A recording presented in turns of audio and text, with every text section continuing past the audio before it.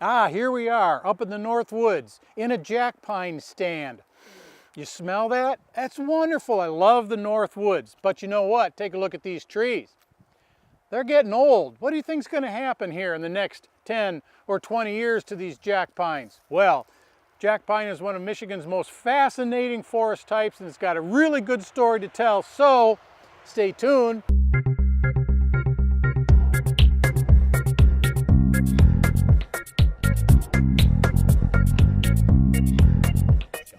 Jack pines may not be the most common tree in Michigan, but in some sandy areas of northern Michigan, you'll find it everywhere.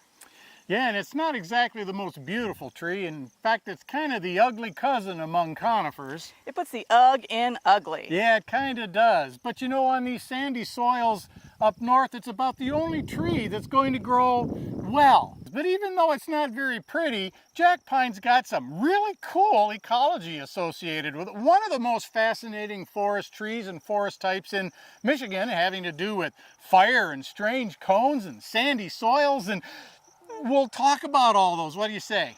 Okay, sounds good. Okay, let's do it. These are jack pines, and here we have jack pine cones. But this is where the story gets a little weird. Did you know that most jack pine cones are glued shut? Glued shut? Yeah, let me show you.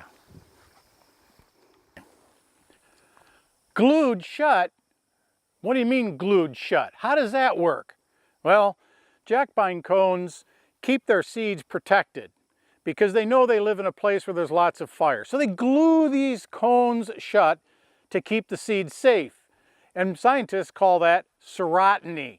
And jack pines have serotinous cones. And if we look at this jack pine, we've got last year's cone that's glued shut. We have this year's cone, see it's green, it's glued shut. And we also have a cone that's open. Aha! They do both of these things, glued shut and open up. And then if you look at these little brown appendages, those are the male parts of the tree that produce the pollen, which you see in the spring all over cars and pond surfaces, and some people sneeze and get runny nose. But how do the seeds get out of these glued shut cones? The answer is heat. It takes about 120 degrees for at least a few minutes to melt the glue. Fire will do this. Within a few days after a fire, the cones open up and the seeds fall out.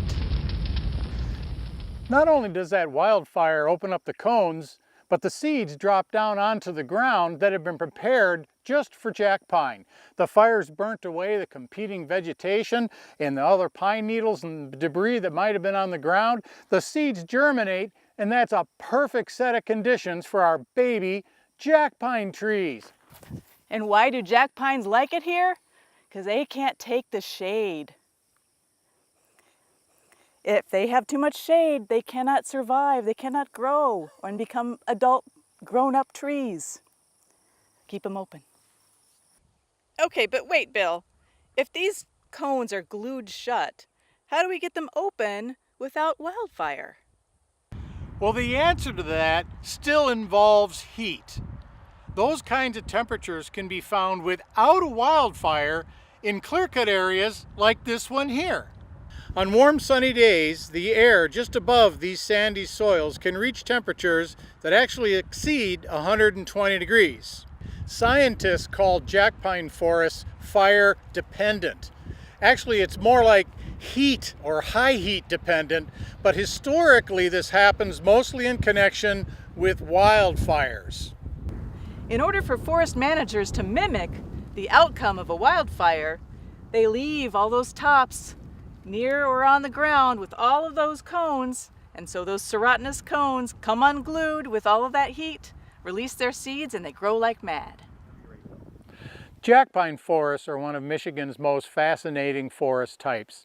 Even though they're not particularly attractive, they do have some interesting ecologies to them, and one of them is habitat for the rare Kirtland's warbler. Now, this small Tweety bird may have gone extinct were it not for the combined efforts of many forest managers and wildlife biologists. Yeah, this is a real success story because management has been so successful that the Kirtland's warbler is scheduled to be taken off the endangered species list. And that's a great wildlife story. You bet.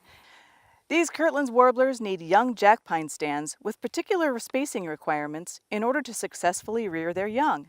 Most of the world's Kirtland's warbler breeding habitat is in Michigan's northern Lower Peninsula, but the birds have come back and are doing so well that they've even expanded their breeding to places in the Upper Peninsula and in Wisconsin.